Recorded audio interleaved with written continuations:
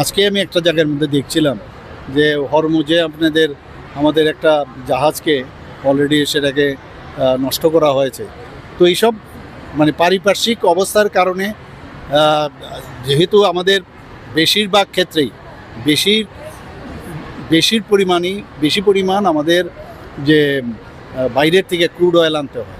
তো যেহেতু এখানে একটা বাধা বা এরকম একটা পরিবেশ হয়েছে, এর জন্য একটা রেস্ট্রিকশনের কারণেই এই ব্যবস্থা করে।